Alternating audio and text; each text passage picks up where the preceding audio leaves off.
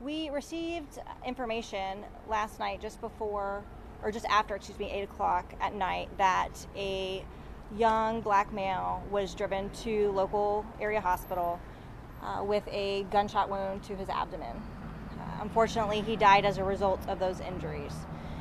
We simultaneously received 911 calls reporting possible shots fired in an area around Scott Drive and Ellen Place. We were able to confirm that that was the location that the shooting had occurred.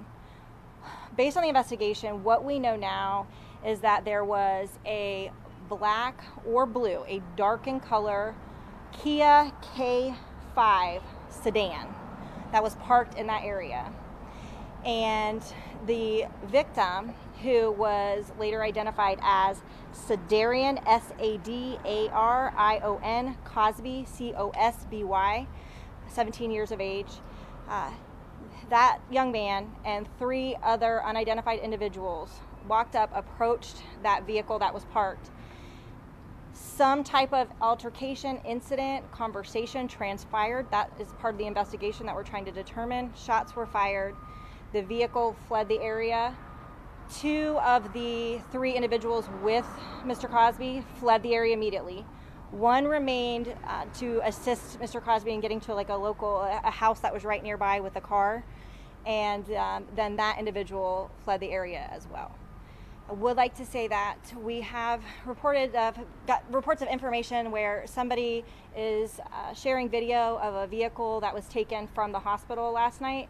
That is not our vehicle of interest, and so we want to make sure that misinformation does not get out there, because we are looking for a dark in color, black or blue, Kia K5 car or sedan. Was that silver car the transport vehicle that took the kid to the hospital?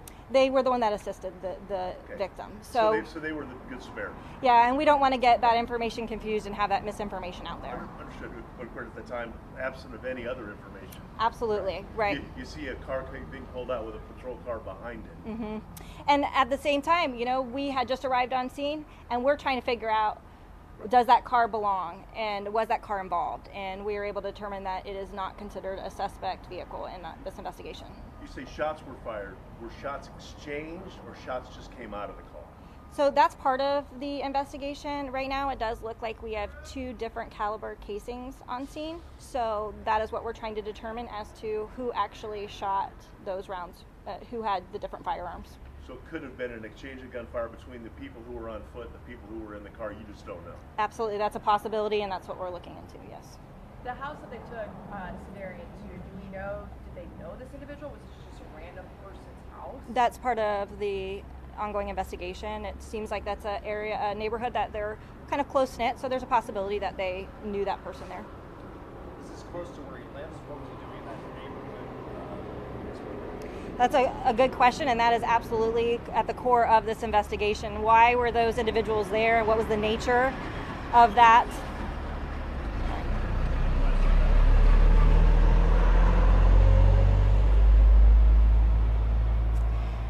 So that is a very good question. That is the crux of the investigation right now, is who were those individuals and what were they doing there? And that's where we're asking the public's help. We are looking for the 3 individuals that were with Mr. Cosby, and we're looking for the individual or individuals that were in that dark in color Kia K5 car.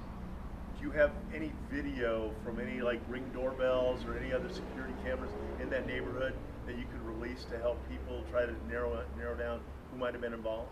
We have been able to, with the cooperation of some of the residents there, obtain some video footage. They are not ready to release that right now. That's part of the ongoing investigation. If we do find that we need to release that to have the public's assistance in looking at that information and giving us some more information from it, we'll do so. Do you know who the friends are, and have they been located? Are they going to face any charges? Are they teenagers? What's the deal with those? It's interesting that you use that phrase, friends. I think that's a questionable phrase in looking at what occurred last night. These 3 individuals were with Mr. Cosby when he received a gunshot wound to his abdomen and was absolutely fighting for his life. They chose to run and worry about themselves, and instead of assisting him in getting immediate medical attention and then sticking around and assisting us with the investigation. As for what could come for them, that's going to be part of the ongoing investigation and what they were doing there and absolutely what actually transpired in those moments. So the three. No, we're looking for all of them. I was going to say the 3 people who were outside the car. We're looking for them. And the really unknown number of people in the car. Everybody's in the wind. You don't have any. Absolutely. We're looking for everybody. So we are looking for the 3 individuals that were with Sadarion Cosby when he was shot, and we are looking for the individual or individuals. We don't know how many were in that car, in that dark in color Kia K5. From the surveillance that you've been able to view, could you make out, was there a physical fight in any way? Were there words exchanged if any of the cameras had audio, or is it just like you don't know? Yeah, we don't know. We can capture some aspects of it, but not enough to really have a true depiction right now as to what was occurring right up by that car. Is Sadarion from Sanford, or where is he from? I believe that he is from the area.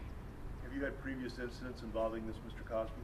I would have to look into that. I don't have any. But he's not somebody who's well known to your agency. I would have to look into that. I'm sure I don't want to speak to that. How much of a challenge does this create for your investigation when you're not only looking for the 3 people outside the car, but you're looking for, you don't know how many people were inside that car. I mean, you're looking for multiple people that might have answers in this case. It does create a challenge, and we're sitting here today talking about a 17-year-old who lost his life last night. And that's a tragedy in itself, let alone to have people that were clearly close with him not care enough to help us find the person that took his life last night. It's challenging and it's heartbreaking at the same time. Is it? Was there anything in the car, around the car, that suggested what a motive was, drugs or anything, or do you think this was a setup for him? That's all part of the ongoing investigation, like I said, as to what they were doing there and what all of their intentions were in that moment. You mentioned a lot of the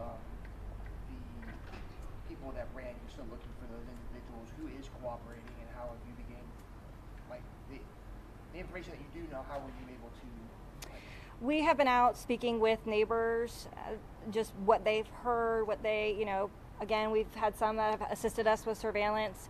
We did have the individuals, again, that brought Sadarion to the hospital, so we have been able to speak with them.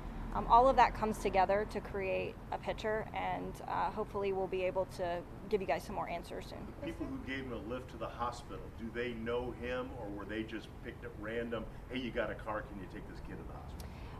I believe that there is some knowledge, but I don't have the depth of that.